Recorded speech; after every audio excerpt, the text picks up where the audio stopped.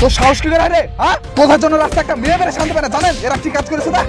মারো ভাই নীল ভাই, মারো মারো মার মার মার মার। আরে আরে ভাই, এত উচিত মেয়েগুলো বাড়ি থেকে দেখতে পারো না। মার রাজু, আমাদের কথা তো শুনো। কি শুনবে রে? আরে আমরা কোনো দোষ করিনি, ফালতু বলতে আমাদেরকে মারছো। আবার মিথ্যা কথা বলছিস, তুই করেছিস মানে? হারামজাদা, তুই রাস্তাতে দাদাগিরি দেখাচ্ছিস? তোর বাড়িতে কোনো কাজ নাই? আবা চল বাড়ি হাট। আরে আমার কথাটা তো আবার তুই কথা বলছিস? তাড়াতাড়ি বাড়ি হাট। চল বাড়ি, তারপর দেখাচ্ছি তোকে মজা।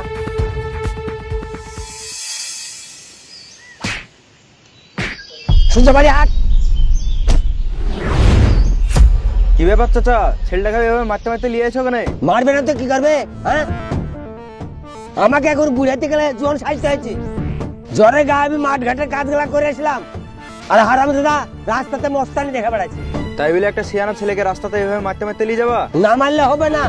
বাড়ি নিয়ে গিয়ে ভালো করে বুঝে বললি তো হয়। ও কত বুঝাচ্ছি, তোমাকে তো জ্ঞান দিতে হবে না। এই তোমাদের সাথে বেরিয়ে তো আমার ছেলে খারাপ হয়ে গেল।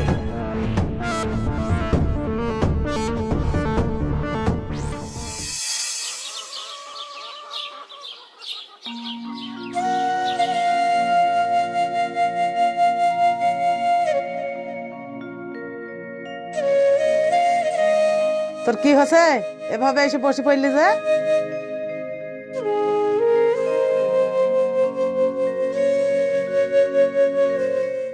এ তোমার ছেলের কি হয়েছে গো, এইভাবে এসে বসে পড়লো? কি হবে, তোমার ছেলে আর মানুষ হতে পারলো না। এত করে বললাম লেখাপড়া শিখ, লেখাপড়া শিখলো না। ওই রাস্তাতে লোকের সাথে ঝামেলা করে বেড়াচ্ছে। ওকে একটা ব্যবসা করে দিলি তো হয়। কি ব্যবসা করে দিবে?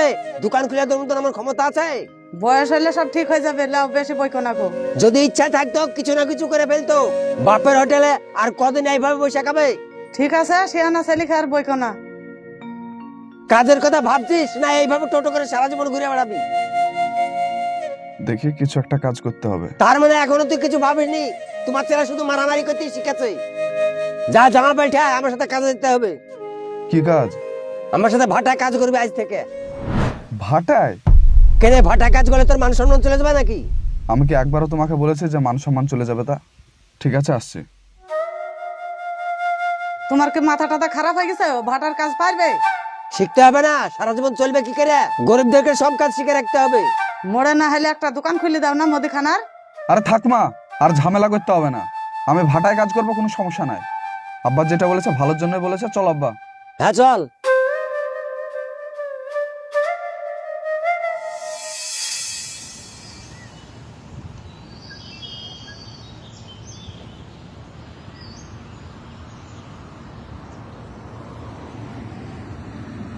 সরি ভাই, আমার জন্য তোকে মার খেতে হলো।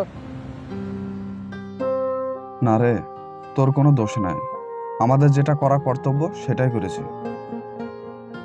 তারপরেও আরে ছাড় না, একই কথা বারবার কেন রিপিটেড করছিস বলতো? যা হয়ে গেছে হয়ে গেছে। চাচা কিন্তু ঠিক করলো না, অন্তত পক্ষে তোকে একবার জিজ্ঞেস করা দরকার ছিল।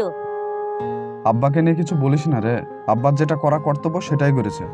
আমি খারাপ কিছু তো বলছি না, অন্তত পক্ষে একবার জিজ্ঞেস করতে পারতো ব্যাপারটা কি। আরে রাস্তায় ওভাবে ছেলে মারামারি করছে, তো বাপে মারবে না তো আদর করবে নাকি? আজ অনেক মান সম্মান বেড়ে গেল, তুই এত মার খাওয়ার পরেও একটা কথাও বলিসনি। বাপ মাকে যে কষ্ট দেয় না, আল্লাহ তাকে মাফ করে না। এই কথাটা তুই সারা জীবন মনে রাখিস। তাহলে থাক, বই গেলে তোর সঙ্গে আমি দেখা করছি। হ্যাঁ ঠিক আছে, তুই বাড়ি যা, আমি চায়ের বিল দিয়ে আসছি। সাবধানে যাস।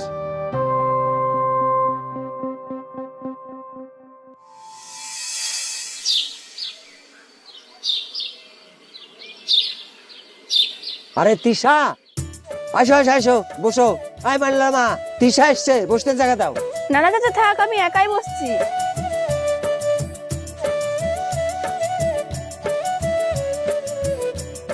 তো হঠাৎ কি মনে করে আমাদের বাড়িতে? কেন চাচা আসতে পারি না? আরে চিচি, এটা তো তোমারই বাড়ি, তোমার যখন খুশি তখন আসতে পারো। তবে চাচা আজ এসেছি একটা কাজে। কি কাজ? কিন্তু আপনি মাইনুল ভাইকে মেরে কাজটা একদমই ঠিকই করেননি। সেদিন মাইনুল ভাইয়ের কোনো দোষই ছিল না। দোষ ছিল না মানে? রাস্তায় গুন্ডাগিরি করে বেড়াচ্ছিল, দোষ ছিল না? আর বাপের মানুষ সম্মানের কথাও একবার ভেবেছে? হ্যাঁ চাচা বুঝেছি, কিন্তু সবটা আমার জন্যই হয়েছে। মানে? হ্যাঁ চাচা, আসলে সেদিন ব্যাপারটা হয়েছিল কই দাও। টাকা এনেছিস? হ্যাঁ এনেছি। টাকা দে।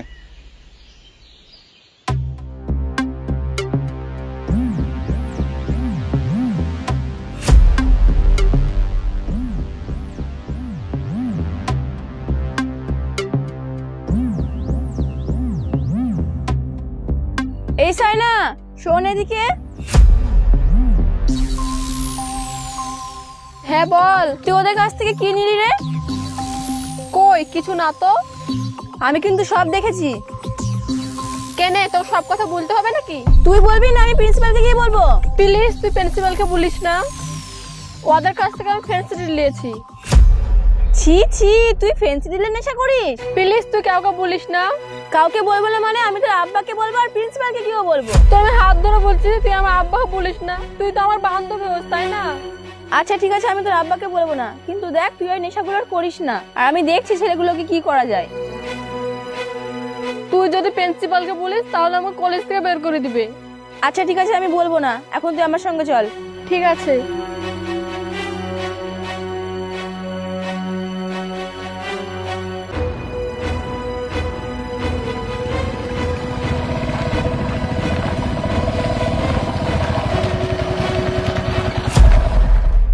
এই জানোয়াররা,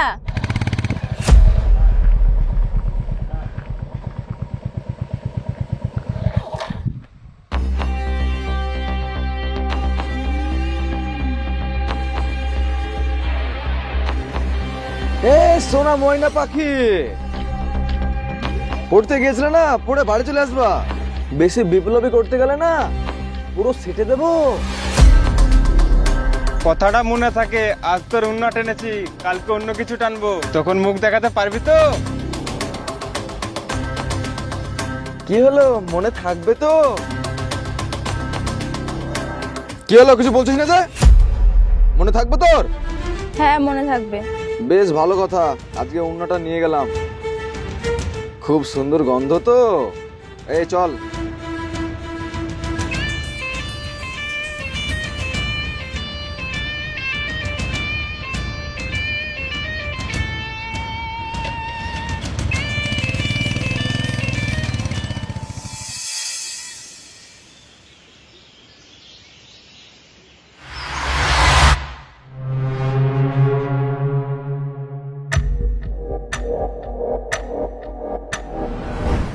রাজু, হ্যাঁ ভাই। শোন, বলো। ওইটা তোর বোন না? হ্যাঁ তাই তো মনে হচ্ছে, কিন্তু ও বারে বারে পেছন মান তাকাচ্ছে কেন? কি ব্যাপার? এ তিশা, এদিকে শোন তো।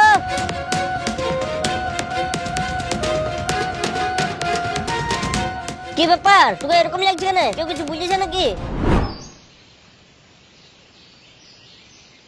এ রাজু দাঁড়া তো। তিশা, এখানে বসো তো তুমি, এইদিকে এসো। কি ব্যাপার, তোমাকে এত টেনশনে লাগছে? কেউ কিছু বলেছে নাকি?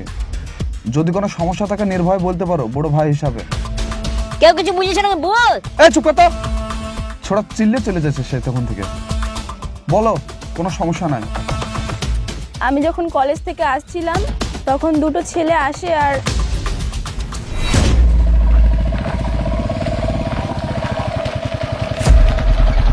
এই জানোয়াররা,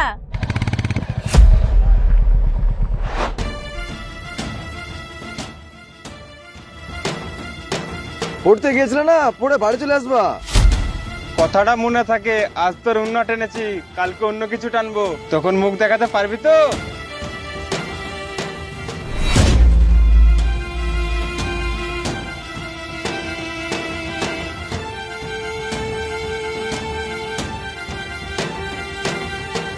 ঠিক আছে, তুমি বাড়ি যাও, আমি দেখছি।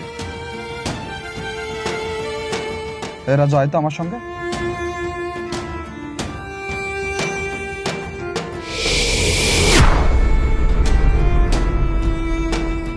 দেখিছো, আমার ছেলে কোনো ভুলই করেনি। তুমি না জেনে লোকের সামনে ছেলেটাকে ধরে ধরে মাইলা। তুমি বাপ হয়েছো বলে ছেলের মাথাকে কিনে নিলিছ নাকি? কথাটা ঠিকই বলেছো গো মাইনুলের মা। আমি না বুঝে ছোড়াকে মেরেছি, আবার ভাটায় কাজও করে লিছি। চাচা, ভুল তো মানুষ মাত্রই হয়। আপনি আর মাইনুল ভাইয়ের উপর রাগ করে থাকবেন না। আমি যে শুনলাম আপনি মাইনুল ভাইকে মেরেছেন, তাই আপনাকে আর এই বিষয়টা না জেনে থাকতে পারলাম না। তিশা, কথাটা তুমি বলে ঠিকই করেছো। আমি নাবিজের ছোড়াকে অনেক মেরেছি। চাচা, ভাটার মালিক তোমাকে ডাকলো। কি জন্য ডাকলো? কি জন্য ডাকলো জানি না, তুমি দেখো তো। আনলার মা, হ্যাঁ বলো। তিশাকে খেতে দাও। না না চাচা, তার আর দরকার নেই। না না, আজ খেয়ে আগার বাড়ি যাবা। আমি একটু ভাটা থেকে আসছি। দিয়ে চাচি, শরীর এখন আপনার ভালো আছে তো? হ্যাঁ ভালো আছে।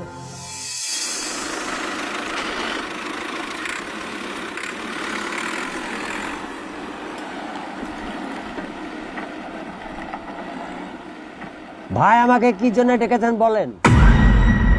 কাল আমার অজান্তে ভাটা থেকে একটা ইট গেছে। সেই ইট কোথায় গিয়েছে? আমি তো কিছুই জানি না। আমি কাল দুপুর পর থেকে ভাটায় ছিলাম না। সব জানেন, কিন্তু আপনি আমাকে বলছেন না। ভেবেছেন আমি জানতে পারবো না? না, কি জানার কথা বলছেন? আমি তো কিছু বুঝতে পারছি না। তুমি খুকা খাচ্ছ আমার কাছে, না কিছু বুঝতে পারছো না?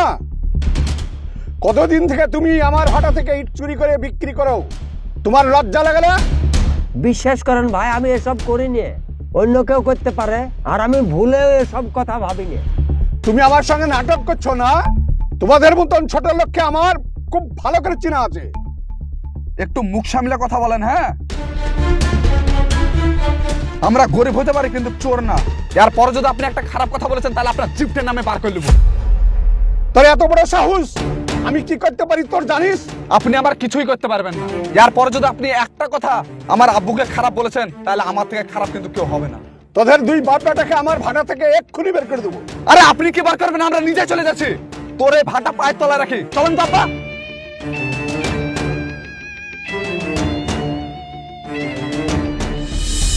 বাবা আমাদের জীবনের প্রথম আশ্রয়, প্রথম নিরাপত্তা।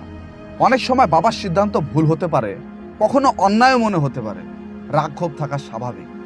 তবুও বাবা মাকে সম্মান করা আমাদের কর্তব্য। কারণ বাবা শুধু একজন মানুষ নন, তিনি একটি ছায়া, যার তলে দাঁড়িয়ে আমরা বড় হই। তাই বন্ধুরা, কখনো বাবা মাকে কষ্ট দিও না, কারণ বাবা মা না থাকলে বোঝা যায় কি হারিয়েছি আর কি হারালাম। সো ভালো থাকবেন, সুস্থ থাকবেন। দেখা হচ্ছে আপনাদের সঙ্গে আবার নেক্সট ভিডিও।